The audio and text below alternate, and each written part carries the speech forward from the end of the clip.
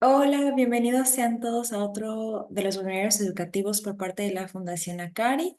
El tema que estaremos presentando el día de hoy es el que se encuentra en pantalla, que nos indica estrategias para abordar las dificultades de aprendizaje en mi hijo. Como hoy tenemos invitada a Brianda, que será la que nos estará presentando este tema, es su área de expertise. Bienvenida seas, Brianda, es un gusto tenerte aquí presente con nosotros. Y bueno, antes de darle inicio a la presentación, me gustaría hacerle unos breves recordatorios. Como ya saben, eh, por favor, sientan la libertad de mandar sus preguntas en la sección de preguntas y respuestas, conforme va avanzando la plática. Para nosotros es muy importante que ustedes participen, hagan sus preguntas, no se vayan con ninguna duda. Entonces, por favor, hagan eso. También les doy la libertad de dejarnos comentarios en el chat, pueden mandarnos saludos, mencionar algunos cambios, en fin, siéntanse con la libertad de hacer eso también. Y les recuerdo para todos aquellos que no puedan asistir a estos en vivo, nosotros siempre grabamos en la mayoría de su parte estas sesiones para que ustedes puedan verlas más adelante, puedan repasarlas. Si algo no quedó muy claro, sientan esa libertad de poder volver a ver ese contenido. Eh, Todo está hecho considerándolos a ustedes. Entonces, sientan la libertad de ir a nuestras redes sociales como YouTube y Facebook para poder ver esas grabaciones. Ajá. Y bueno. Empezamos con la agenda del día de hoy. Como saben, y para los que no, me gusta siempre iniciar estas sesiones con unas breves palabras de apertura e introducción, recordándoles y hablándoles un poquito de quiénes somos. Somos la Fundación Acari. Somos una organización sin fines de lucro basada en San Antonio, Texas, y contamos con una variedad de programas, precisamente entre ellos esta serie de webinarios educativos donde traemos a diferentes expertos para ayudarlos a ustedes a actualizarse y conocer sobre una variedad de temas, donde ustedes pueden hacerles preguntas a los profesionales acerca de todo esto que ellos dominan. Ajá. Y bueno, posteriormente procederemos a hablar un poquito de nuestra ponente del día de hoy, de Brianda María Villagrán, y pasaremos a hablar sobre la plática que nos compete y que nos junta aquí a todos el día de hoy. Tendremos nuestra sección de preguntas al final y con eso cerraremos la sesión. Ajá. Entonces, para platicarles un poquito sobre nuestra ponente del día de hoy, bueno, Brianda María Villagrán Hernández, ella es psicóloga especialista en neurodesarrollo, lenguaje y aprendizaje. Trabaja con niños que presentan retos en el desarrollo, interviniendo desde la terapia y promoviendo las adaptaciones curriculares en las escuelas. Ella también tiene un centro psicológico donde trabajan varios especialistas, principalmente promoviendo la salud mental. Entonces, muchas gracias, Brianda, por estar aquí con nosotros, por estar aquí participando y ayudándole a la comunidad a saber un poquito más de este tema que nos vas a presentar el día de hoy. Y bueno, sin más, de nuevo, mil gracias por estar aquí. Te cedo el espacio para que quizás te presentes un poquito más y empieces a compartir tu presentación con nosotros. Vale, gracias, Susana. Bueno, pues también darles las gracias a ustedes, a Susana y a la Fundación por la invitación. Y efectivamente, ¿no? Yo siempre que hablo con cualquier paciente o con cualquier escuela que me pide mis servicios, les digo, siempre el aprendizaje surge a través de las dudas que tú como papá tengas, porque sé que la mayoría de los que están acá son padres, y de ahí surge el aprendizaje, ¿no? Mucho de lo que yo les voy a dar hoy son cosas generales, pero evidentemente al final igual voy a cerrar con decir que cada caso es distinto, y entonces pues al final siéntanse igual con la libertad de hacer algunas preguntas. Quizá no voy a poder abordar ciertas porque hay temas como muy particulares, pero bueno, de ahí podemos aprender todos. Espero que cualquier cosa que podamos dar el día de hoy sea, lleve al menos algo o al menos le deje algo a alguien. Como ya lo comentaba en un momento conmigo Susana, ¿no? Si acaso les despierta necesito una valoración para descartar o no alguna situación en mi hijo, pues con eso creo que me sentiría satisfecha de haber participado acá, ¿vale? Pues bueno, creo que no necesito mayor presentación. Básicamente soy neuropsicóloga. He estudiado el desarrollo cerebral de los niños. Mi especialidad son las infancias. Tengo ya varios años trabajando en esta área. Y pues bueno, voy a empezar compartiéndoles la presentación y hablándoles un poquito sobre el tema, ¿vale? Bueno, como ya lo mencionó Susana, voy a hablarles sobre algunas estrategias para abordar las dificultades de aprendizaje en los niños. Estas estrategias van desde algunas cosas elementales en el día a día, como algunas otras estrategias que solemos sugerir en la escuela, ¿no?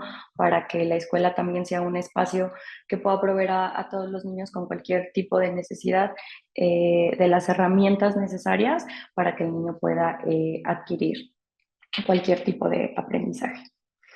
Para empezar la presentación, pues quiero hablarles acerca de los trastornos del neurodesarrollo. Quizá ya han escuchado hablar acerca de estos trastornos, quizás no, pero bueno, para poder hablar sobre las estrategias es importante conocer qué son los trastornos del neurodesarrollo y qué es lo que suelen afectar en el desarrollo, sobre todo de los niños. Quise hablar al inicio de esto porque la realidad es que todos los trastornos del neurodesarrollo surgen en el desarrollo embrionario, pero también hay un montón de enfermedades a nivel genético que vienen acompañadas de los trastornos del neurodesarrollo o que bien este trastorno del neurodesarrollo es producto de alguna enfermedad genética y entonces, bueno, es importante abordarlo desde ahí. Y bueno, conocemos a estos trastornos del neurodesarrollo como un grupo de trastornos que se originan desde la gestación de los pequeñitos y que se empiezan a presentar durante la primera infancia.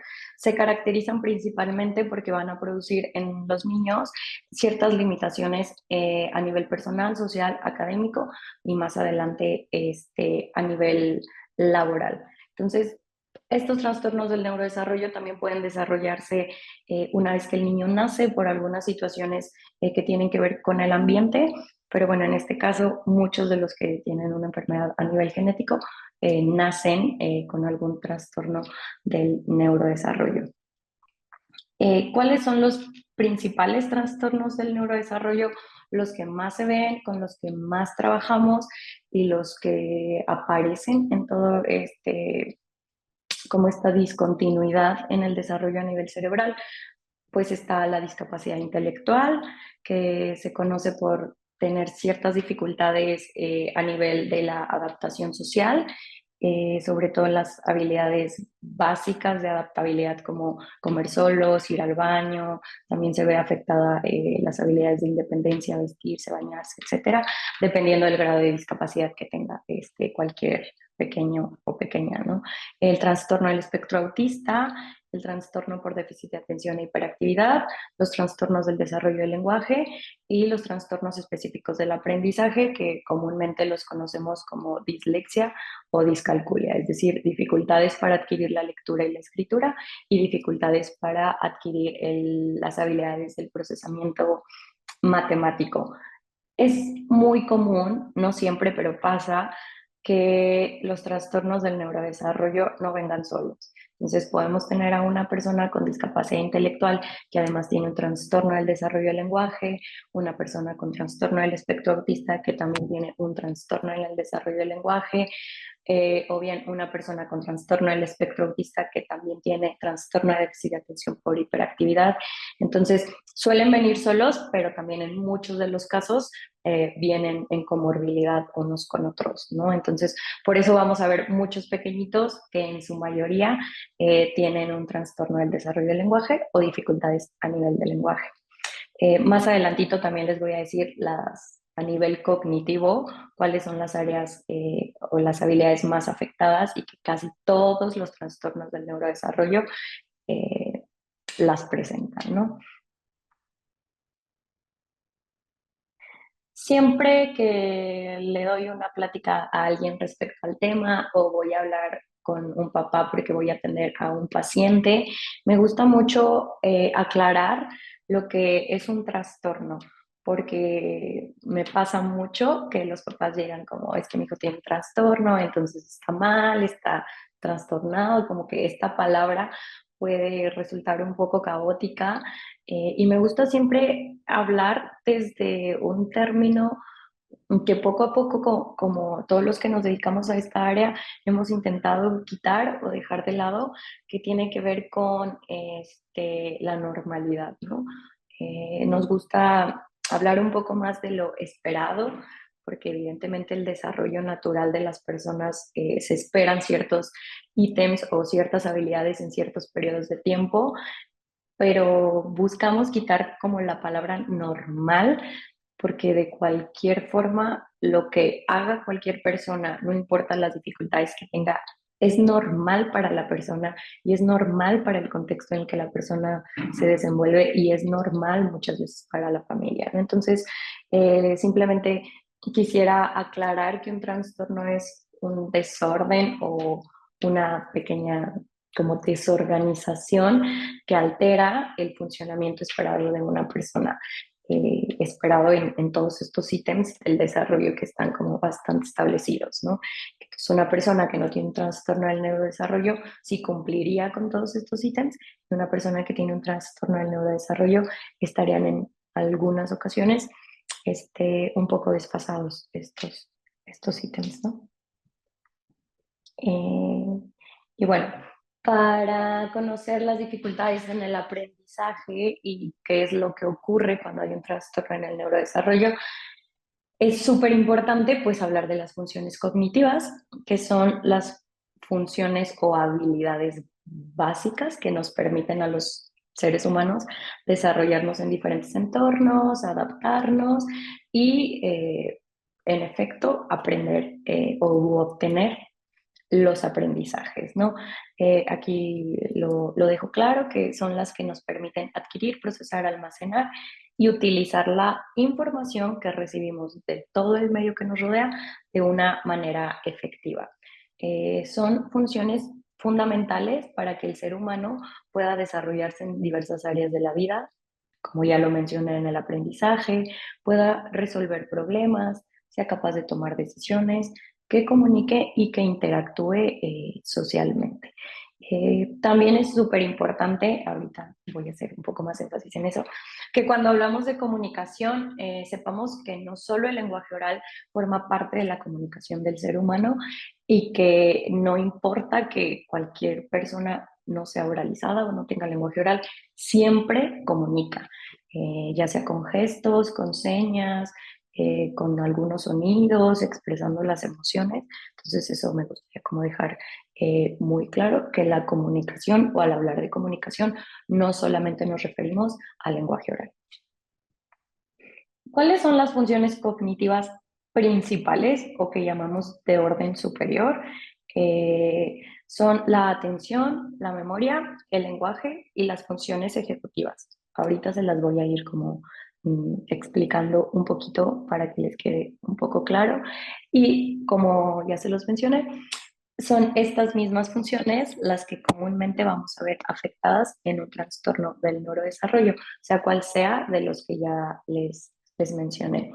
Y el lenguaje y las funciones ejecutivas son las funciones cognitivas que nos permiten una adecuada interacción social, saber conocer reglas de la vida cotidiana, poder interactuar con el otro, adaptarnos a ciertos entornos donde existen ciertas personas, hacer amigos, etcétera, ¿no? Entonces, si bien la parte social no entra como una función como tal cognitiva, sí es una habilidad que los seres humanos vamos adquiriendo, porque con esta función sí no se nace, con esta habilidad, perdón, no se nace, hay que irla desarrollando, y las habilidades del lenguaje y las funciones ejecutivas son unas habilidades necesarias para que la persona pueda aprender lo que es la interacción social, ¿vale? Y bueno, también otra cosa que siempre me gusta aclarar y que soy como muy pro de promover esto, es que cuando hablamos de inteligencia, no tenemos que hablar de un buen funcionamiento cognitivo. Es decir, cualquier persona que tenga un trastorno del neurodesarrollo y que tenga dificultades para adaptarse, dificultades para hablar, dificultades en la atención, en la memoria, y que como aquí ya lo pongo, no tengo un buen funcionamiento cognitivo, no significa que no es una persona inteligente, ¿no? Tampoco quisiera como descartar todos estos test de inteligencia que a nivel de profesionales de la salud solemos utilizar, pero también muchos estudios ahora y muchas nuevas corrientes de la psicología del neurodesarrollo son muy pro de decir, la inteligencia no es igual a un coeficiente intelectual de tal número o de ciertas habilidades que se ven reflejadas en ciertos aprendizajes a nivel académico. No, la inteligencia es la capacidad que va a tener cualquier persona de resolver una situación y adaptarse al medio con el contenido que tiene.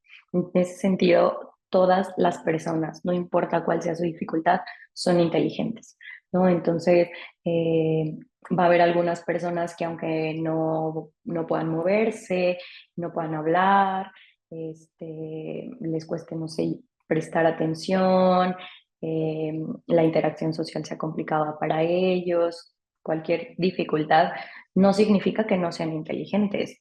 Han podido hacer cosas con los recursos que tienen, han podido adaptarse a ciertos medios con la información que tienen.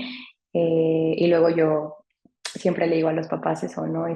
Tú siempre confía en que tienes un hijo inteligente, ¿no? Porque la verdad es que en muchas ocasiones sí me pasa, que es como de, es que mi hijo ya tiene, no sé, 6, 7 años y entonces todavía no ha desarrollado el lenguaje, a nivel atencional le cuesta un montón, entonces siento que mi hijo no es inteligente, ¿no? Pero entonces ves al niño en el consultorio que te puede armar sin problema una torre de 10 pisos o que ya te está haciendo un dibujo extraordinario o que de una u otra forma pudo ubicarse en algún espacio, que lo trasladaste de tu casa a casa de los abuelos y es capaz de voltear para todos lados y asociar el camino. Entonces es la forma que este pequeñín ha tenido de adaptarse a su medio con todos los recursos que ha ido recibiendo de su alrededor, los ha procesado y con eso ha adquirido un aprendizaje, ¿no? Entonces,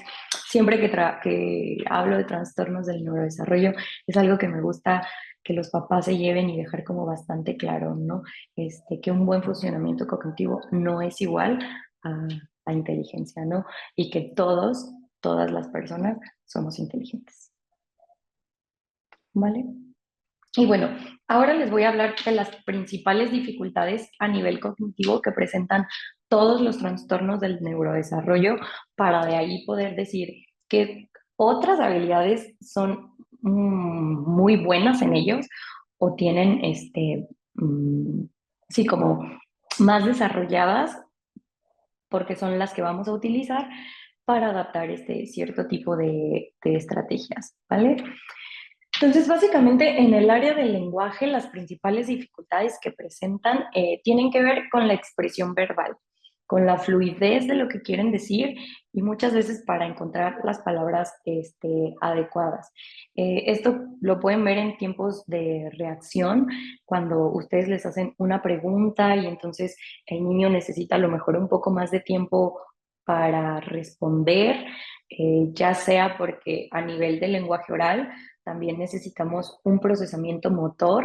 Entonces, a veces estas dificultades motoras que parecieran que no tienen nada que ver, pero en realidad el cerebro hace ciertos movimientos finos para programar el habla, programar cómo hay que mover la lengua, cómo hay que mover los labios, por dónde tiene que salir el aire, etcétera. Hay una velocidad de procesamiento o de dar la respuesta más lenta, ¿no? Entonces, les haces una pregunta y tienden un poquito a tener como tardar un poco en dar la respuesta o, por ejemplo, los niños que tienen trastorno de déficit de atención, las habilidades atencionales que también por ahí están afectadas necesitan como más tiempo para procesar lo que le acaban de decir, generar ellos la respuesta que van a dar, programarla y entonces emitirla, ¿no? Es aquí donde los vemos afectados. O por ejemplo, que hablan muy rápido y entonces al hablar muy rápido por las dificultades de organizar la información a nivel cerebral, quieren decirlo todo súper rápido y entonces se pueden trabar y entonces parece que ya no entendemos lo que están diciendo, entonces desde ahí afecta un poco la fluidez, ¿no? Eh, También las dificultades que presentan para responder tienen que ver mucho con la comprensión verbal. Como al inicio yo les decía que casi siempre vienen en comorbilidad un trastorno con otro, siempre un trastorno del lenguaje se va a caracterizar por dificultades en la comprensión verbal. Y esto es súper importante porque luego parece que los niños entienden todo. Y en consulta es muy común cuando yo platico con los papás y les digo, oye, pero a nivel comprensión, ¿cómo ves a tu pequeñín? ¿No? Y me dicen, no, pues sabes que Orianda entiende todo. Entiende perfectamente si yo le digo, tráeme los zapatos, guarda las cosas en la mochila, recoge tu plato. Entonces yo le digo, bueno, y si de repente tú le cambiaras la comanda y le dijeras, "Mm, hay un estantero azul en tu habitación, tráeme los zapatos que están arriba de los rojos, ¿no? No, no, pues ya no me lo traería, ¿no? O le digo, si tú le hicieras una pregunta un poco más complicada, como, no sé, eh, hoy te compraste con 5 pesos una paleta, entonces el niño se queda como, ah, entonces no hay una situación en la que te puedan responder de manera efectiva, porque con el simple hecho de cambiar el orden de la pregunta, de la oración que le estás formulando, o darle la indicación distinta, o simplemente a la indicación agregarle otro tipo de información que pudiera ser muy básica, ahí te das cuenta que hay una falla en la comprensión del lenguaje, ¿no? Y entonces por eso también muchas veces vamos a ver una dificultad al momento de poderte dar un discurso, ¿no? Aquí algo que siempre y casi todos los niños ya tienen bastante integrado es atender al nombre, pero luego muchas veces como adultos y como nosotros ya tenemos el desarrollo del lenguaje ahí más o menos bien dominado, eh, se nos olvida o se nos va un poquito la dificultad que suele tener nuestro pequeñín y le damos la información así, ¿no? Por ejemplo, Ángel, no estés soplando las burbujas ahí porque todo se va, ¿no? Lo que al niño le quedó hasta ahí para entender es Ángel. Y entonces toda esa información y el resto de información que tú le diste ya no la captó, o a lo mejor solo entendió no, y entonces dejó de soplar las burbujas y nosotros pensamos que entendió, deja de soplar las burbujas o ya no soples las burbujas, pero de toda esa información que tú le diste a tu pequeñito, quizás solo entendió 2 palabras, ¿no? Entonces, ya también cuando tú le estás pidiendo una respuesta, pues no hay una respuesta lo suficientemente elaborada para hablar contigo. Entonces, desde ahí son una de las principales dificultades que tenemos a nivel cognitivo. Entonces, si a nivel cognitivo me cuesta la comprensión del lenguaje, porque además, aquí quiero dejar claro algo muy, muy interesante, es que una persona que desarrolla el lenguaje de una manera natural, porque es una habilidad nata con la que nacemos, necesitamos en promedio más de 200 veces que nos repitan una palabra para poder aprenderla. Cualquier persona con un trastorno del desarrollo y sobre todo si tiene afectado el lenguaje, necesita más del doble de las veces para poder aprender la palabra y ejecutarla. Y además necesita acompañarla de un gesto o de una acción para darle un significado a esta palabra. Entonces, suelen tener un vocabulario bastante limitado los niños que tienen dificultades en el lenguaje, ¿no? Entonces, pareciera que muchas veces nos comprenden, pero en realidad estas dificultades también en la adquisición de vocabulario limitan un montón la comprensión en el lenguaje. Eh, a nivel memoria también vemos una dificultad bastante importante, sobre todo la memoria a corto plazo. Y esta parte está muy asociada con algo que llamamos bucle fonológico, que es como ya se los mencioné, esta capacidad que tenemos para aprender las cosas. Entonces, al tener dificultad en la memoria a corto plazo, si tú me dices, por ejemplo, ¿no? Al inicio, Susana dio mi nombre y entonces a ustedes no tienen dificultades en la memoria a corto plazo y hasta este momento en el que vamos fueron capaces de recordar que me llamo Brianda, ¿no? Suponiendo que no tienen ahí en la pantalla el estímulo de mi nombre, etcétera. Pero una persona que tiene una dificultad en la memoria a corto plazo, tú le das la información ahorita y pasa muy poco tiempo para que el cerebro la filtre, ¿no? La memoria, acuérdense que es como, bueno, no sé si sepan, pero es como un vasito de agua que se va llenando, y para que le pueda caber más agua, se tiene que derramar el resto del agua, ¿no? Entonces, la memoria funciona un poquito así, para que yo siga recuperando información o almacenando información, necesito desechar información que no me es útil. Entonces, pasa por un proceso la información, entra al cerebro, se tiene que organizar, acomodarse, filtra, es importante, no es importante. Si es importante, pasa a como una memoria intermedia y luego a memoria a largo plazo. Y si no considero que es importante, se va. Cuando el cerebro necesita saber que es importante por esta habilidad que tiene de las repeticiones, ¿no? Entonces, al recordar que estos niños con trastorno del neurodesarrollo en el área del lenguaje tienen dificultades en la memoria. Entonces, la memoria auditiva la van a tener bastante afectada. Aquí es importante como aclarar que hay un montón de tipos de memoria que no nos vamos a meter porque no es una clase de memoria, pero dentro de la memoria tenemos la memoria auditiva, la memoria motora o la memoria que nos permite los movimientos, la memoria ocupacional o que nos permite hacer actividades de la vida diaria, la memoria visual, están ubicadas en diferentes áreas del cerebro. Y siempre el cerebro va a buscar, o de manera muy natural se ha visto que hay ciertas compensaciones a nivel cerebral. Entonces también se ha visto mucho que los niños con dificultades en la memoria auditiva suelen ser más hábiles a nivel de la memoria visual, ¿no? Entonces, cuando hablamos de que tienen afectada la memoria, es la memoria sobre todo a corto plazo a nivel auditivo, ¿no? Y esto es importante eh, como recordar o tener en cuenta cuando vamos a hacer las adaptaciones curriculares o cuando vamos a dar sugerencias a los padres de cómo dirigirse al niño, de cómo darle indicaciones, de cómo favorecer el recuerdo, etcétera, ¿no? Entonces, les digo, en el área afecta es la memoria a corto plazo, es decir, lo que recuerdas de forma inmediata,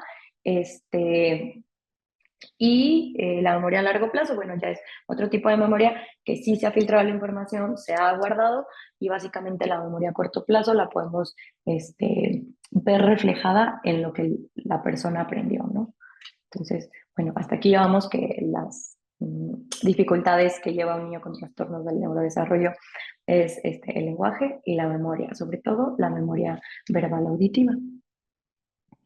En el área atencional también es una de las áreas más afectadas. Y aquí quiero ser como súper clara y decir, no solamente los niños con trastorno de déficit de atención e hiperactividad tienen fallos atencionales o dificultades en la atención. La realidad es que se ha visto, hay un montón de estudios y demás que nos dicen que la atención es una de las principales eh, sí, perdón, es una de las principales habilidades o función cognitiva que se ve afectada en cualquier trastorno del neurodesarrollo.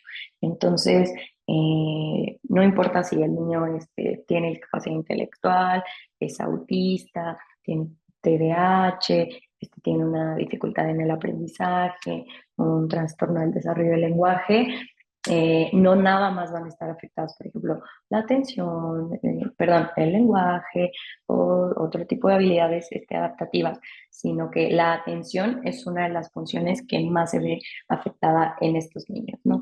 Y sobre todo la atención sostenida, es decir, la capacidad que ellos tienen para mantenerse focalizados en una tarea, ¿no? A lo mejor pueden filtrar información del sitio y entonces si pasa la mosca, algunos no se van a distraer, un niño con TDAH quizás sí, pero ya al momento en que el niño tiene que mantenerse por un periodo prolongado haciendo una tarea o terminando una actividad, ahí sí se va a ver bastante la afectación. Y aquí en este caso de los niños que suelen tener enfermedades que tienen un componente genético o que involucran muchas habilidades motoras, también la fatiga cognitiva juega un papel muy importante a nivel de la atención sostenida. Entonces, a veces eso también es súper importante, estar alertas bueno, en este caso terapeutas, maestros y papás, es decir, el niño sí no está terminando o ejecutando la tarea adecuadamente porque tiene dificultades en la atención o además ya estamos en una situación en la que el niño ya está cansado. La fatiga cognitiva suele verse así, con fallos atencionales, y entonces ves también a un niño que ya está bostezando, que los ojos ya se ven como un poquito cansados, entonces ahí ya te das cuenta. Como suelen tener ellos mucha fatiga cognitiva, entonces la atención suele verse afectada. Y pues el área de las funciones ejecutivas. Aquí quiero decir, bueno, no les he como explicado qué son las funciones ejecutivas, parece que el lenguaje, memoria y atención suelen quedar más claros porque son términos que estamos como más familiarizados. Aquí las funciones ejecutivas, pues son todas estas habilidades que nos permiten hacer una planificación, una organización, la motivación para iniciar una tarea, desarrollarla y terminarla, la flexibilidad mental, es decir, cómo me adapto yo a los cambios inesperados de la vida cotidiana. Al tener estos cambios, cómo busco estrategias para solucionar problemas, este, se ven bastante afectadas, ¿no? Entonces, por eso, no sé, a los niños autistas, todo este cambio de las rutinas de manera inesperada, sin una previa anticipación, lo suele frustrar bastante. Los niños con trastorno de déficit de atención, algo que tienen como muy característico es, si yo sé que así se hacen las cosas, así las voy a hacer, ¿no? Entonces, si 20 veces he cortado la manzana de una forma y ahora me estás diciendo que la tengo que cortar de otra, les cuesta hacer como este cambio o sí, como esta flexibilidad que tienen para elegir otras cosas. Luego también tanto en los niños autistas como los que tienen déficit de atención, el hiperfoco que tienen para interesarse un montón por cierto tipo de cosas, y no dejarlas, y no dejarlas, y no dejarlas, pues tiene mucho que ver con la flexibilidad mental, ¿no? Le puedes mostrar otra cosa que sí es interesante, pero esta flexibilidad me cuesta tanto que la realidad es que prefiero mantenerme en lo que ya es seguro, ¿no? Entonces, también estas dificultades en las funciones ejecutivas muchas veces nos llevan a esta desborde emocional que podemos ver en las crisis emocionales en niños tanto con discapacidad intelectual, tanto como trastorno del espectro autista y trastorno de déficit de atención e hiperactividad. Eh, Todo este entendimiento de lo que puede pasar al medio, de recibir información, planificarla, organizarla, etcétera, les cuesta mucho trabajo. Entonces también, al sentirse así de frustrados, estas situaciones los suelen llevar a estos que les llaman crisis, que suelen tener los niños, ¿vale?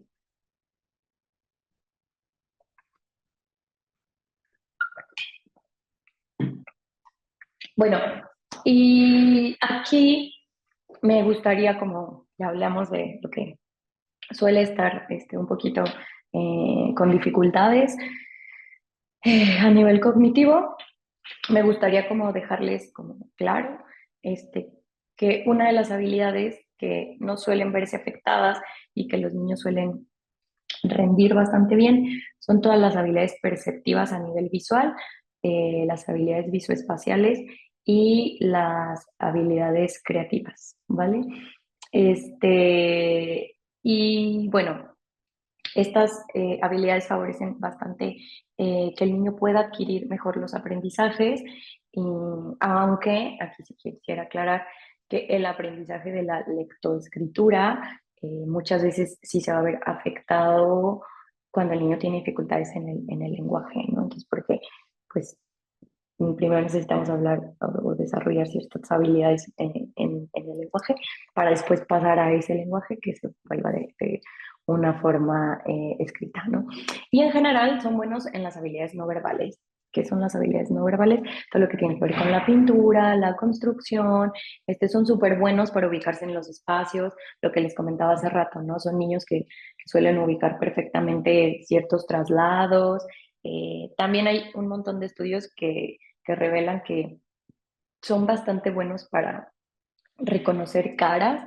A lo mejor en algunos trastornos hay dificultad para reconocer emociones, pero caras sí. Entonces son bastante hábiles para observar y decir, a esta persona la conozco, a esta persona no la conozco. Eh, no sé si algunos de sus hijos tengan, por ejemplo, muchas habilidades para el dibujo. Yo tengo muchos pacientes que para pintar y para dibujar son muy buenos. Tengo ahora un niño autista que no tiene lenguaje oral, trabajamos mucho con un tablero de comunicación, pero pinta padrísimo. Le puedes poner un lienzo y él crea un montón de cosas.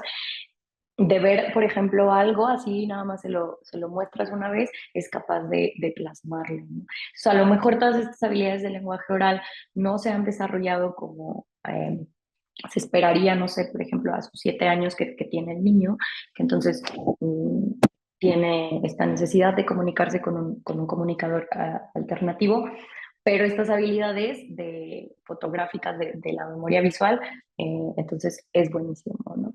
Entonces, este tipo de estas habilidades en las que rinden bastante bien son las que nos van a funcionar para hacer las adaptaciones tanto en la escuela como algunas estrategias que podemos utilizar en casa, ¿vale?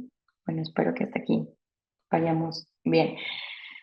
Y pues bueno, voy a pasar a lo que a lo mejor todos estaban esperando, pero necesitaba como darles como esta introducción para que entendieran el porqué de este tipo de estrategias que utilizamos, ¿vale?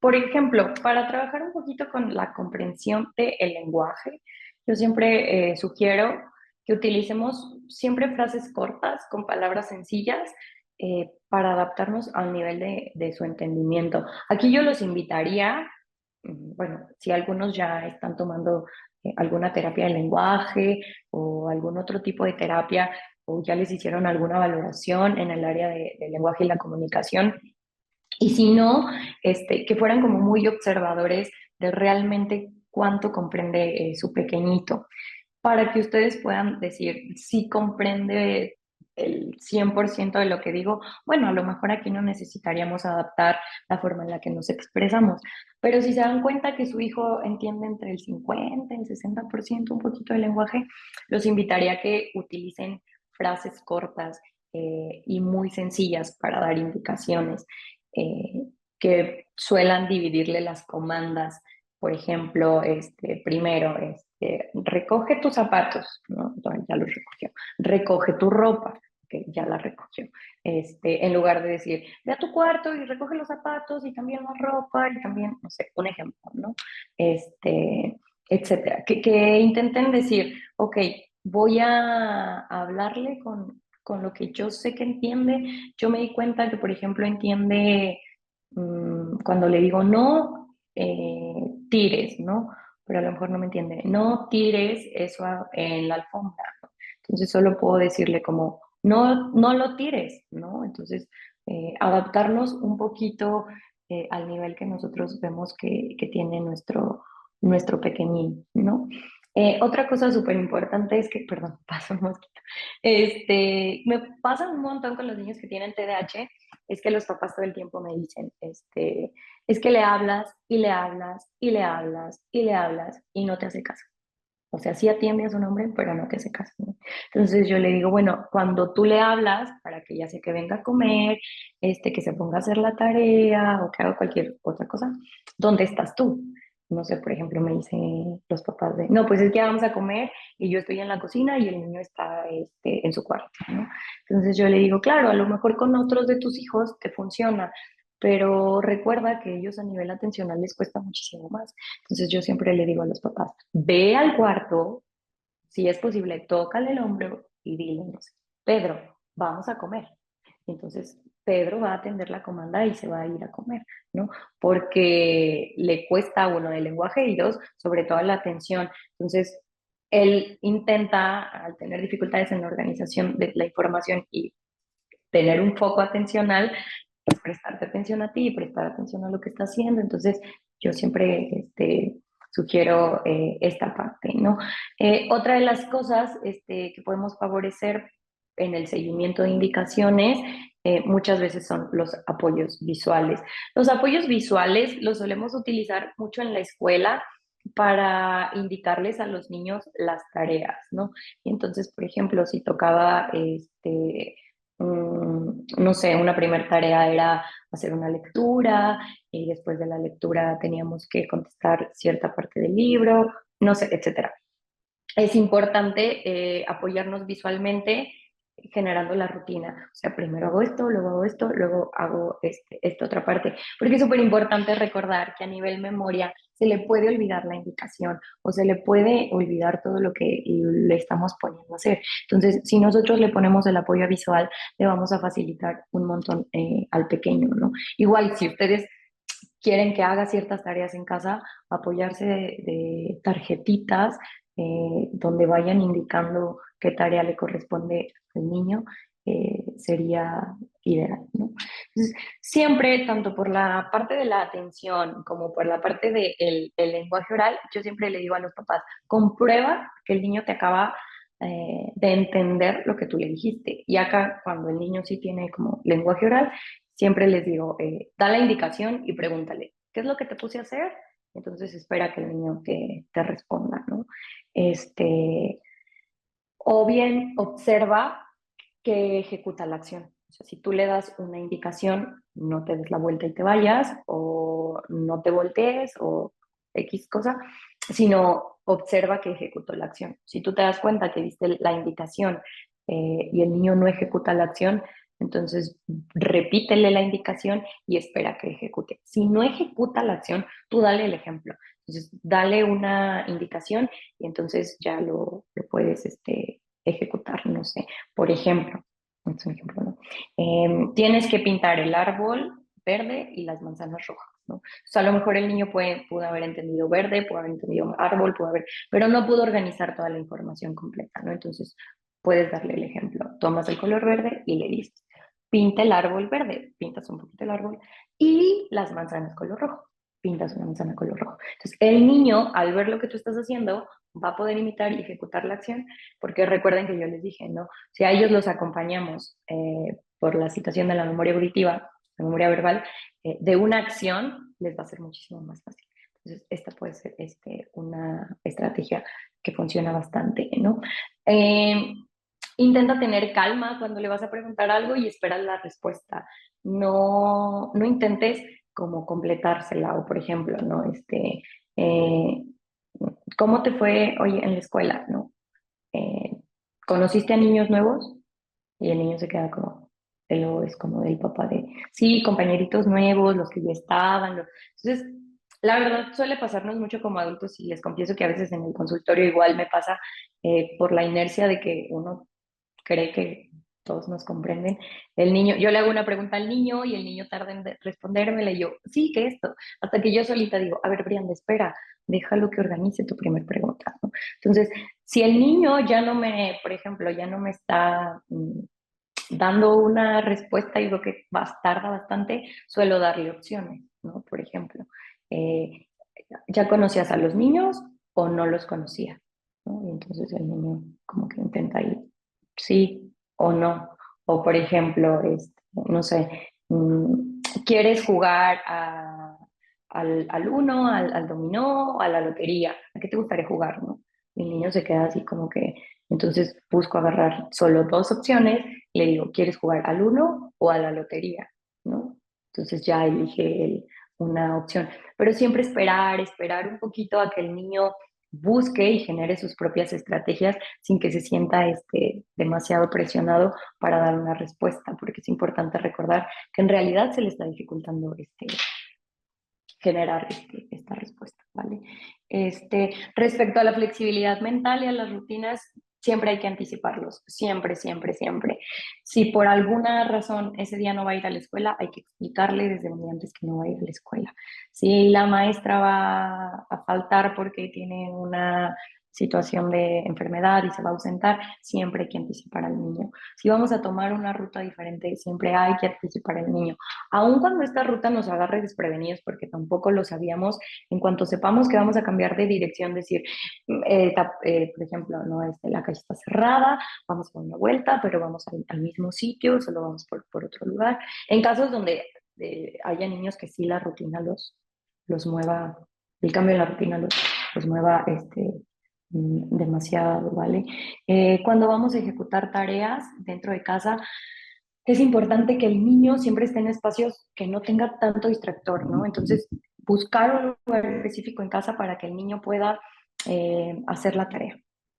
Que ese sea su lugar exclusivo, que no la haga cerca de donde está la televisión, que no la haga en el comedor, que no la haga en su cuarto. Si por alguna situación el contexto casa y el desarrollo de la casa no nos permite tener un lugar exclusivo, bueno, a lo mejor la hago en el comedor,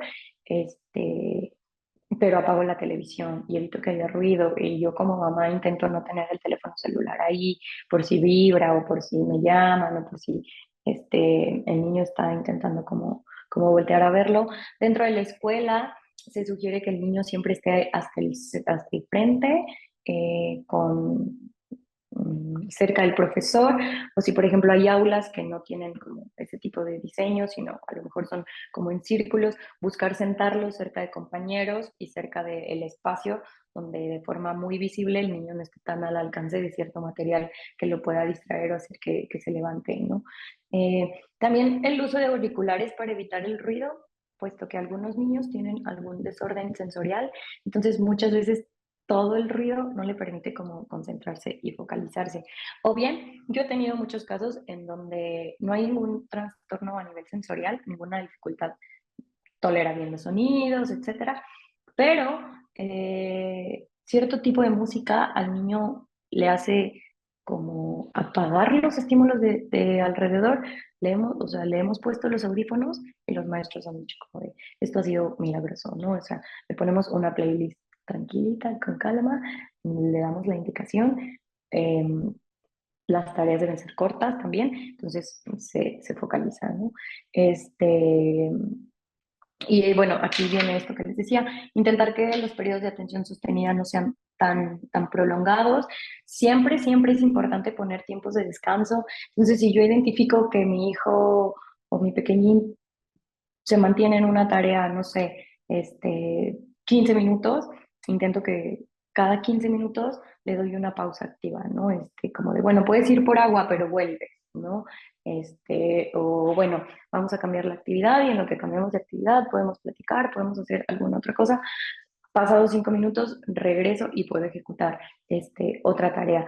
De esta forma, también evito la fatiga cognitiva cuando le doy al cerebro un distractor que no le permite, o sea, que lo saca como del foco de la tarea y entonces el cerebro puede ayudarlo como a descansar, ¿no? Este, esto es que es importante que les decía, estar atentos a la fatiga física y mental. Cuando ya los vemos a nivel físico muy fatigados, a nivel mental muy fatigados, es importante terminar la tarea y a lo mejor retomarla en otro momento del día, porque es súper importante recordar, un cuerpo cansado y un cerebro cansado aprende con mayor dificultad, ¿no? Lo que les mencionaba hace rato, la lista de control de seguimiento de las actividades. Si tienes que hacer 3 tareas, ten listo las 3 tareas, check cuando haces la primera, check la segunda y check la tercera, ¿no? Ya puedes tener tu tiempo de juego, ya puedes tener tu tiempo de descanso y eso les permite a ellos también no sentir como de cuándo se va a acabar esto, sino ver de manera muy puntual dónde, cuándo le toca hacer cada una de las cosas, ¿vale? Este, Entrenar la realización de rutinas diarias, esto se sugiere con horarios, decir de tal hora a tal hora vamos a hacer esto, de tal hora a tal hora vamos a hacer esto, porque para que se desarrolle la atención, para que se desarrolle la memoria, son importantes las rutinas, ¿no? La repetición, la repetición, la repetición, la repetición, de manera que el niño poco a poco vaya automatizando el aprendizaje de una rutina, el aprendizaje de una tarea, el aprendizaje, cualquier tipo de aprendizaje, ¿vale? Cuando el niño eh, es un poco más consciente de las dificultades que tiene, es importante también que él sea el que nos las diga, ¿no? Que él sea como el que diga, es que me cansa tal cosa, es que me estresa tal cosa, es que me cuesta más cuando tú me dices las cosas de corrido, o no sé, eh, prefiero que me des la indicación despacio, o cuando me das la indicación, pero además yo veo algo, me es muy fácil. A lo mejor este niño un poquito más grandes, que también poco a poco son más conscientes de las dificultades, porque en niños más pequeñitos sí nos toca un poco más al adulto observar esas dificultades y nosotros darle como estas herramientas para que el niño se pueda ir adaptando, ¿vale? En cuanto a las situaciones que tienen que ver con el aprendizaje de matemáticas o de lectura, bueno, matemáticas específicamente en esta parte, este, para mejorar el aprendizaje de conceptos abstractos, puede ser útil siempre explicar a través de situaciones como muy tangibles. La verdad es que hoy el Internet también nos favorece mucho que podamos buscar estrategias de todas partes. Entonces, si a mi hijo le cuesta sumar 2 más 2, pues usar, no sé, dos dulces más dos dulces, entonces ayudarlo a que cuente, si va a restar, decir, a ver, si tengo 4 hay que quitarle 2. A lo mejor esto cuando van a hacer como con ellos tareas en casa, eh, pueden googlear así como de formas de trabajar las sumas básicas con objetos de casa, ¿no? Y la verdad es que les van a aparecer un montón de estrategias, porque recuerden otra vez que la situación auditiva, memoria verbal auditiva, tiene mayores dificultades que si el niño lo ve, lo siente, lo palpa y además vive la experiencia, ¿no? El aprendizaje por experiencia siempre los va a favorecer muchísimo más. Se puede, esto ya otra vez lo comenté, beneficiarse de ejercicios sencillos de repetición. Sugiero que si toda la semana están viendo las sumas, busquen diferentes ejercicios, pero toda la semana repasen las sumas. A lo mejor te dejaron otro tipo de tarea en casa, pero tú intentas seguir repasando las sumas, porque acuérdense, la repetición va a beneficiar mucho. El entrenamiento de las autoinstrucciones, es decir, lo que forma parte de lo que les mencionaba hace rato, ¿no? Corroborar que el niño entiende. Las autoinstrucciones básicas son, tú le dices al niño, ¿no? Vas a sumar 2 más 2 y vas a poner a cuánto es igual, ¿no? Entonces, ¿qué te acabo de decir? Repite lo que vas a hacer y el niño te tiene que decir, vas a sumar 2 más 2 es igual a, ¿no? Por ejemplo, o mm, vamos a contar del 1 al 10. ¿Qué te acabo de decir? Vamos a contar del 1 al 10. O sea, el niño tiene que darse estas autoinstrucciones después de que nosotros se las decimos para que con la repetición el cerebro lo vaya este, reflejando, ¿no?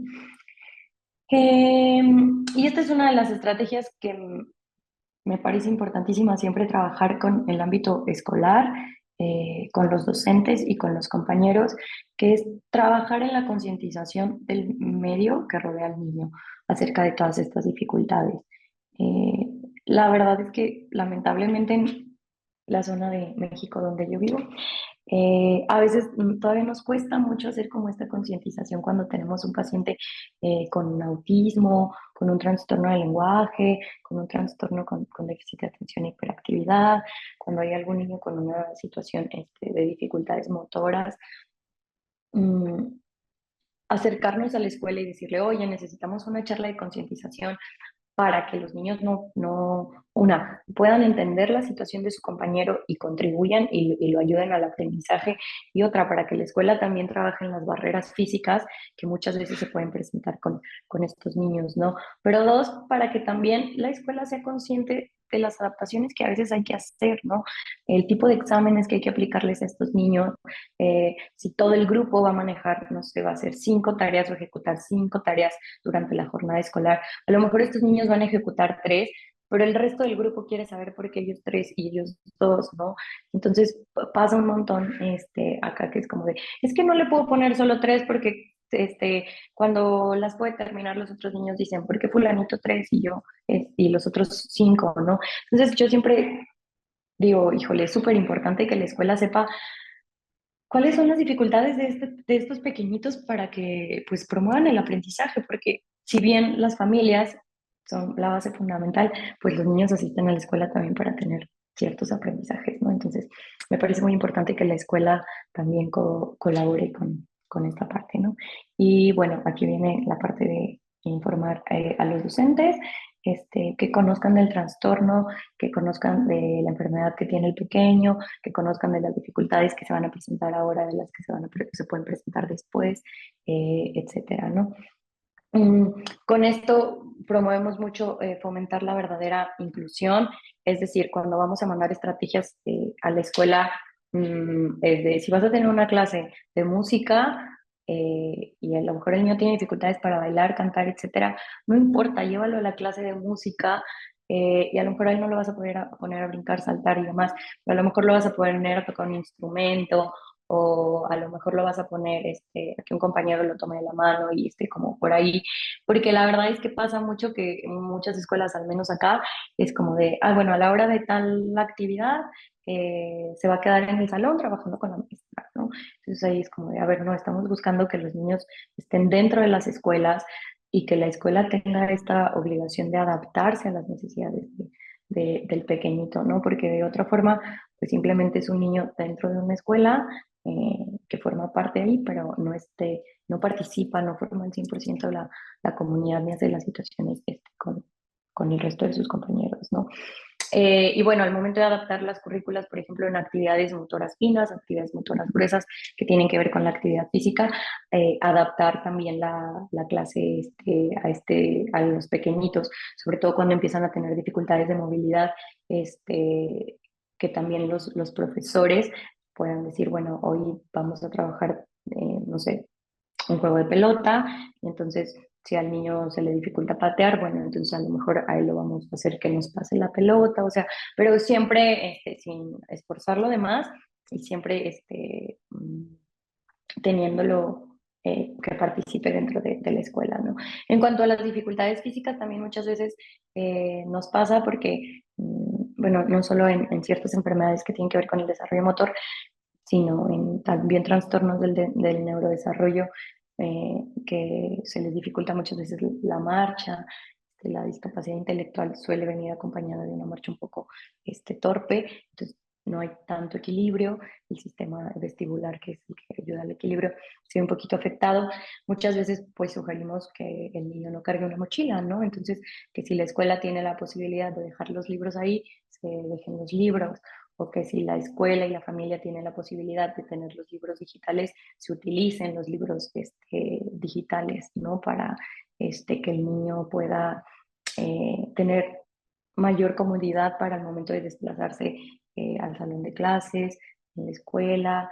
En muchas ocasiones sí nos ha tocado que hay que hacer cambio de salón y la escuela ha accedido a poder hacer una adaptación de que el niño se desplace lo menos posible, que el maestro vaya a impartir las clases acá, ¿no? Entonces, es una de las estrategias que solemos utilizar cuando se cuentan con las habilidades, con dificultades físicas, ¿no? Y bueno, ya para ir cerrando y poder pasar a las preguntas, es, bueno, retomar un poquito, es que estas son estrategias generales que suelen servir y suelen ser útiles en la mayoría de los casos, pero yo creo que, y siempre se los digo todo el tiempo a los papás de mis pacientes, que la estrategia más importante es conocer a su pequeñín. Eh, Todas estas estrategias suelen funcionar en mayor o en menor medida, ¿no? Eh, pero ninguna dificultad, ni la del lenguaje, ni el niño autista, ni el niño con dificultades a nivel motor, ninguna, se ve de la misma forma en ningún niño. O sea, yo, por ejemplo, que veo a la semana más de 35 pacientes, yo no tengo un paciente igual a otro. Siempre cada niño es completamente diferente y lo más importante, cada niño vive en un contexto completamente distinto. Entonces yo pudiera adaptar y decir, ay, sí, vamos a hacer esta estrategia súper buena, pero a ver, o sea, las condiciones del niño permiten utilizar esa estrategia, no lo permiten, etcétera, ¿no? Eh, Siempre también me parece muy importante cuando yo entrego un informe de resultados, igual los papás, bueno, sí hay dificultades en todas estas áreas, pero también hay muchas habilidades en todas estas áreas, ¿no? Y tomar todas estas cosas en las que el niño tiene mayores habilidades para poder adaptar muchas de las estrategias que vamos a tener con cada niño, ¿no? Otra parte importante es saber que pues los niños crecen, ¿no? Los niños van teniendo necesidades diferentes a medida que van cambiando de grado. Eh, entonces, quizá las estrategias que pusimos el ciclo pasado ya no van a ser tan funcionales este ciclo, ¿no? Entonces, quizá todas las estrategias que yo les pude dar hoy, les vuelvo a decir, ¿no? Fueron muy generales, pero sí es súper importante todo el tiempo que se acerquen a sus terapeutas y le digan, oye, ¿de qué forma podemos trabajar y generarle nuevas estrategias a mi pequeño? Yo en casa estoy haciendo estas y me están funcionando. Ah, ok, entonces vamos a pasarlas a la escuela, ¿no? Yo siempre digo, oye, yo estoy trabajando esta estrategia en terapia, me funcionó, vamos a trasladarla a casa. Entonces, que sus terapeutas también vayan viendo como, hoy me di cuenta que me prestó más atención cuando utilicé este tipo de, no sé, de estrategias, ¿no? Y llévalas a casa cuando lo vayas a poner a hacer la tarea y comunícalo con la escuela, ¿no? Para que en realidad las estrategias todo el tiempo se vayan adaptando a tu pequeñito porque siempre van a estar en constante cambio, ¿no? Pero si tú eres una persona muy observadora y dices, creo que falla aquí, creo que falla acá, etcétera. O bien, si ya estás empezando a ver como estas dificultades, que puedas acudir a un terapeuta para que pueda valorarlo también y decir, no sé, a lo mejor tú dices, bueno, mi hijo no tiene ni TDAH, ni es autista, ni tiene capacidad intelectual, ni tiene dificultades en el lenguaje, pero a la hora de hacer la tarea sí se le dificulta un montón, no sé, no ha podido leer ni escribir, a lo mejor podríamos estar pensando en que tiene una dificultad en el aprendizaje de la lectura y la escritura por las dificultades que tiene en la memoria verbal auditiva, ¿no? Entonces, a lo mejor una buena valoración que nos pueda decir si es así, si tiene fallos atencionales, cómo generamos estrategias para ciertos fallos atencionales y que le puedan servir a tu pequeño, ¿no? Les digo, mm, siempre que tengan alguna duda, mm, acérquense a sus terapeutas, que son como los expertos en el tema, y si aún no tienen un terapeuta y están como pensando en alguna dificultad en su pequeñito, pues que también puedan acercarse a la escuela. Muchas veces las escuelas pueden ser como este filtro entre lo que como papás observan y dicen, creo que mi hijo puede tener esto, pues la escuela puede ayudar un poquito a canalizarlos con alguien, ¿no? Y ya como para ir cerrando, solo recordarles otra vez que sus pequeñitos son muy inteligentes y pueden desarrollar muchísimas habilidades, y que una vez que sepamos exactamente dónde está la dificultad, puede ser muchísimo más sencillo generarle alguna estrategia, ¿vale? Por ahí, solo al inicio, Susana les decía que yo tengo un centro psicológico, me pueden encontrar como Centro Psicológico Desarrolla. Ahí también la verdad es que todo el tiempo subimos videos dando algunas estrategias para favorecer el lenguaje, para favorecer la memoria, para favorecer todo el aprendizaje. Eh, Grabamos varias cápsulas los terapeutas que pueden tomar varios tips para que también puedan apoyarse de ese tipo de estrategias. Y bien, de manera virtual también pueden mandar por ahí un mensajito, y podemos tener una consulta de forma virtual, ya como más específico que ustedes puedan decirme, oye, Brianda, son estas características de mi pequeñín y podamos desarrollar de manera muy personalizada alguna de las estrategias que puedan implementar tanto en casa como en la escuela. Y bueno, desde esta parte sería, sería todo por mí. No sé si eh, tengan alguna pregunta, algo en lo que surgieran por ahí, algunas dudas en las que yo pudiera orientarlos. Estoy acá. Muchas gracias, Brenda. La verdad es que fue una exposición muy bonita de tu parte. Varias cosas y varios detalles que creo que muchos de la comunidad, o al menos yo, por mi parte, yo no tenía conocimiento. Pero antes de que avancemos a a la sección de preguntas, me gustaría pedirte si puedes compartir tus redes sociales para que la gente pueda seguirte. No sé si tengas de tu centro alguna red social de Instagram, Facebook o algo que nos puedas compartir, ya sea el link o el arroba, para que puedan buscarte. Y lo podemos poner en el área del chat si quieres, pero poniéndolo para todos, porque creo que a veces te selecciona panelistas nada más. Este, Porque sí estaría súper bien pues que todos lo tengan presente y que además se puedan comunicar contigo si en algún momento desean tus servicios, ¿sabes? Este, entonces si puedes proporcionar ese pequeño detalle antes de que avancemos, estaría súper padre. Perdón, listo. Les comparto el link de Instagram, que es donde casi siempre hacemos como todo este tipo de publicaciones, dando algunos consejitos ahí, nos grabamos y todo. Damos muchos tips referentes a diversos temas enfocados a toda esta parte del neurodesarrollo. Ah, súper, entonces que te busquen como Centro Psicológico Desarrolla en Instagram. En Perfecto. Instagram, Muchas así es. gracias, Miguel.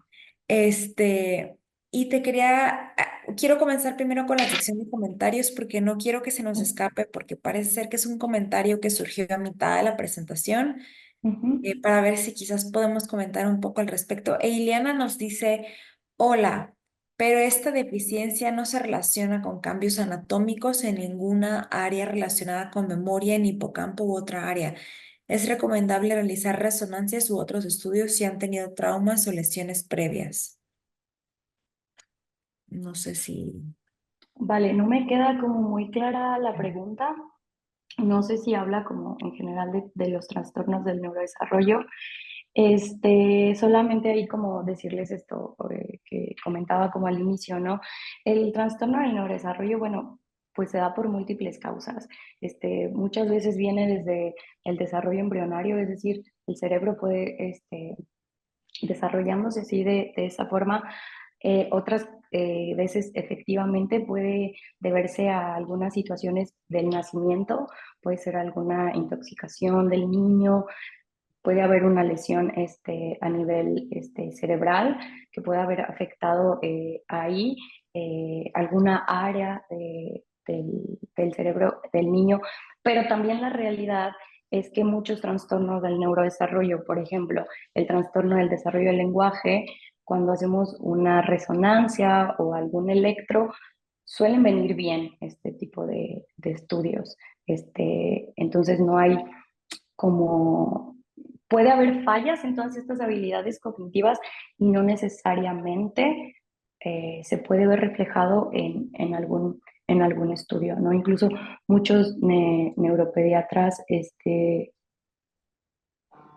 sí, sí, claro, o sea, sí hay cambios, pero yo estoy hablando como no todo el tiempo o no necesariamente un trastorno del neurodesarrollo nos va a dar como igual una modificación en la estructura anatómica del cerebro, ¿no? Porque está como esta parte anatómica y también está como mucho esta parte funcional.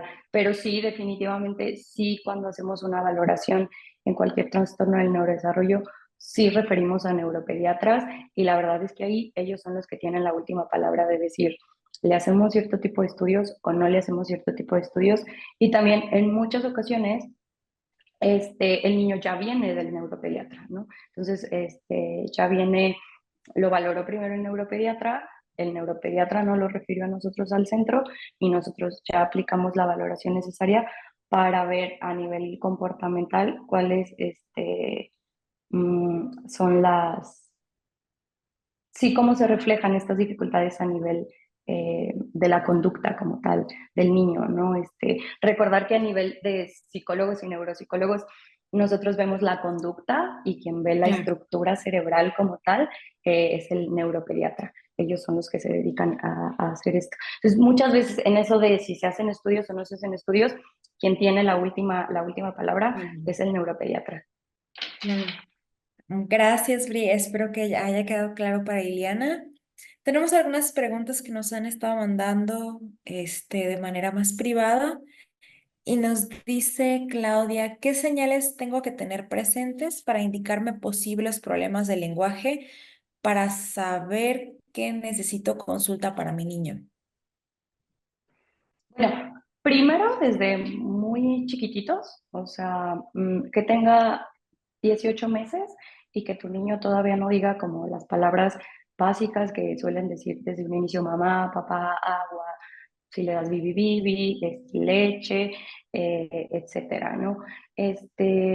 Acá en México suele haber como una ventana un poco más larga, es decir, cuando llegan a los 2 años y los atiende un pediatra y el niño no arma oraciones de 2 palabras, de inmediato los refieren. Pero he tenido pacientes que han venido, pues, estaban en Estados Unidos y vienen a México y sí me han referido que desde los 18 meses, si el pediatra ve como estos signos, de inmediato los refieren a la estimulación temprana a nivel del desarrollo de el lenguaje, ¿no? O bien si tu pequeñito es más grande, tiene en promedio 4 años, 4 años y medio, ya se le debería entender más del 90% de lo que el niño dice, incluso armarte frases estructuradas, tener una charla uno a uno contigo.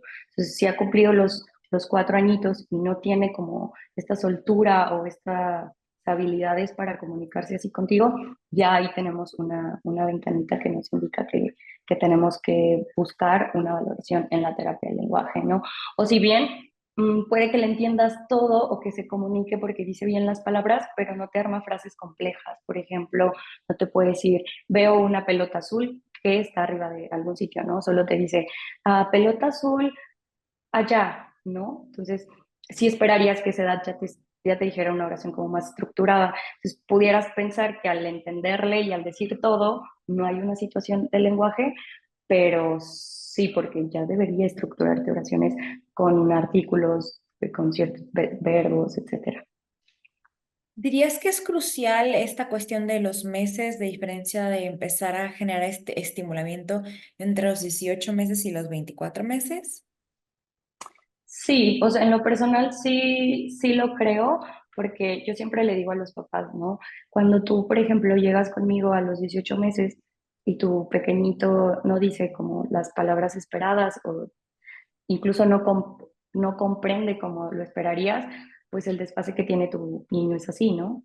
Pero entonces, si tú llegas conmigo a los 3 4 años, el desfase ya creció. Entonces, el tiempo que pudiéramos alcanzar el desarrollo esperado, pues se vuelve de ese tamaño. Entonces, el tiempo que pudiéramos estimular al niño o trabajar con el niño, pues también se reduce, ¿no? De lo contrario, nos lleva muchísimo más tiempo tenerlo en la terapia. Bueno, muchas gracias. Pasamos Sí. a la siguiente pregunta y Elizabeth nos dice, ¿cómo diferencias entre un problema de lenguaje y un problema de memoria? Creo que esto va en esta idea de lo que nos comentabas, ¿no? Que a veces el problema de lenguaje no se refleja estrictamente por lo que dice, creo que estabas comentando algo así, ¿no? Sino más bien por lo que entiende también. Sí, a ver, como que no me queda muy clara la pregunta, o sea, ¿cómo Sí. diferenciamos? Ajá. ¿Cómo diferencias entre si es un problema de lenguaje o un problema de memoria? O sea, que solamente esté afectada la memoria o que tenga Ajá, un ¿qué tal problema. si voy a interpretar la pregunta? No Ujú. nos he comentado nada más, pero ¿qué tal si en vez de, a ver, estoy tratando de recordar lo que dijiste? Mencionaste en algún momento que un problema de lenguaje no se ve reflejado siempre solo por lo que dices, ¿no? Creo que mencionaste cuestiones como de entendimiento, En la comprensión. de la comprensión.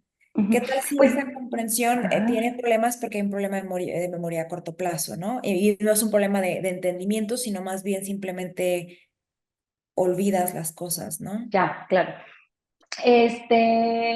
Pues, por ejemplo, cuando es un problema a nivel de lenguaje que tiene que ver con la comprensión del lenguaje, incluso el niño lo ves en su expresión, ¿no? te voltea a ver y cuando tú estás dándole la acción al niño pareciera que hay algo que no termina de comprender, ¿no?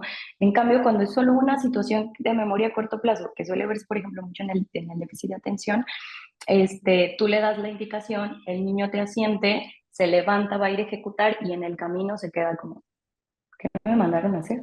¿Qué era lo que tenía que hacer? Entonces ahí tú te das cuenta que dices, ok, sí comprendió, pero esa memoria a corto plazo se ve que está afectada porque parece que la información se filtró. Entonces hubo algo que fue más relevante para el cerebro en ese momento que olvidó el estímulo. Entonces ahí sí dices, no, no es que no comprenda, es que sí hay una dificultad a nivel de la memoria.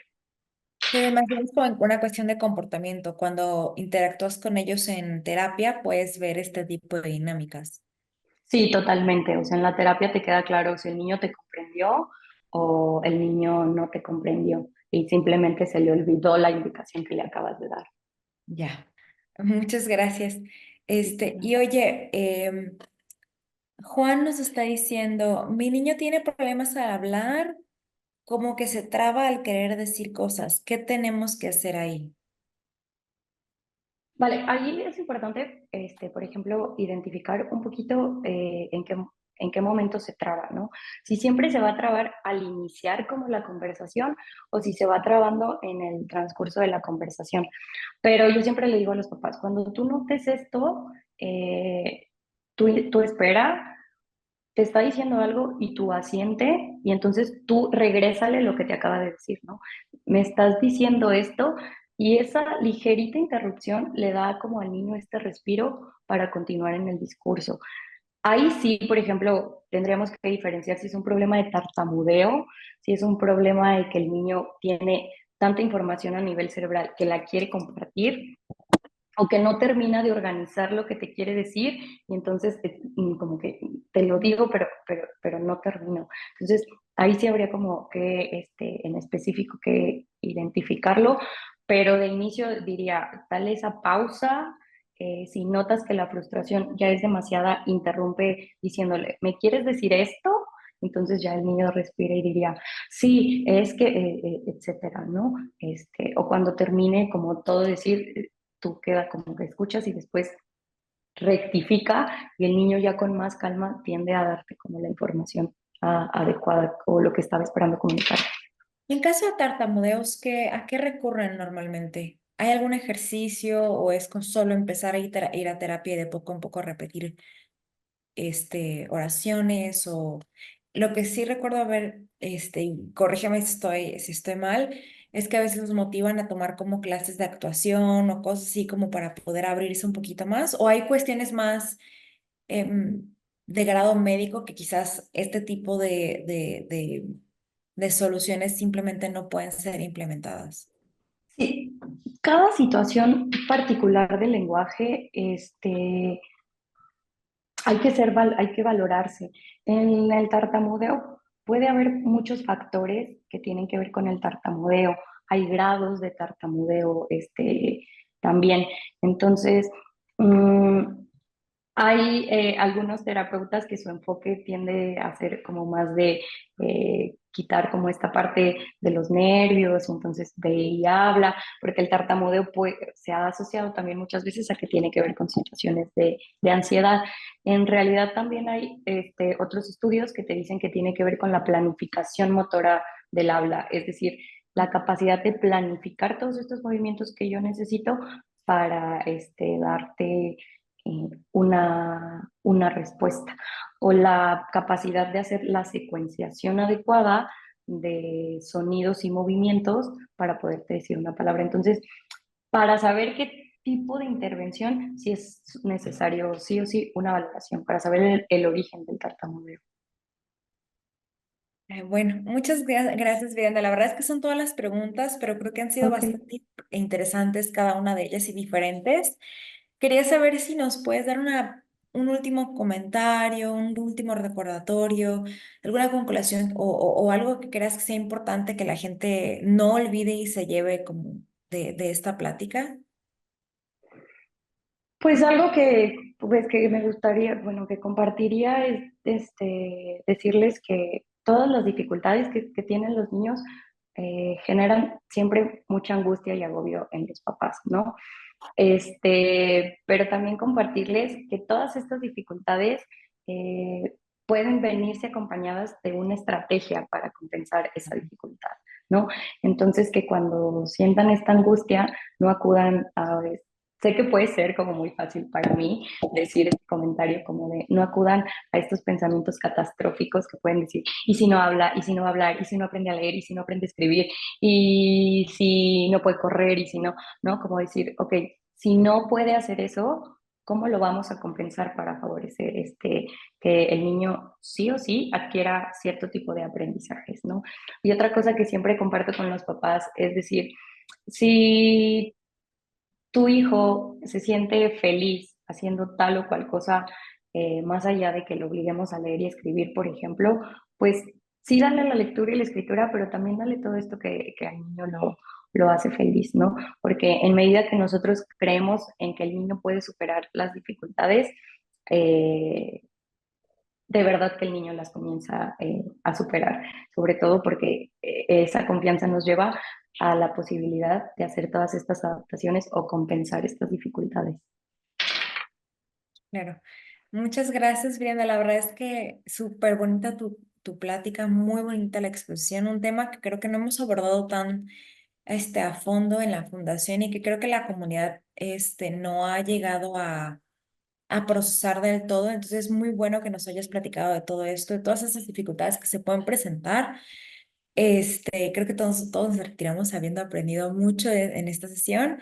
Y antes de que nos vayamos, me gustaría compartir una pequeña diapositiva para recordarles a la gente cómo contactarse con nosotros. En caso de que quieran contactarse contigo, después podemos compartirles tu información, si eso está bien Sí, claro, contigo, por si sí, sin necesitan una problema. sesión o quieren seguirte en redes sociales. Entonces, para todos los que son nuevos aquí, les quiero recordar que estamos en las redes sociales como The Acari Foundation. Tenemos un correo electrónico como info@theacarifoundation.org y también tenemos un sitio web tanto en inglés como en español. La de español tenemos más informaciones donde se encuentran más de nuestros recursos y estamos como en la fundacionacari.org. Y como espero ya sepan, tenemos una línea de atención por WhatsApp en el número que se encuentra en pantalla. Tómenle pantallazo si pueden. Tenemos un horario de atención de lunes a viernes de 9 a 6 p.m. de hora central. Por favor, si nos escriben fuera de este horario, no se desesperen. Tan pronto inicie el horario, les contestaremos y atenderemos sus peticiones. Y bueno, sin más, espero verlos en otro próximo webinario educativo con nosotros. Muchísimas gracias, Brenda. Me estaré contactando contigo un poco después para pasarte un certificado por habernos ayudado en estas pláticas. Gracias. Ha sido un gusto y espero que podamos colaborar a futuro con otros temas que acaparen tu área de profesión.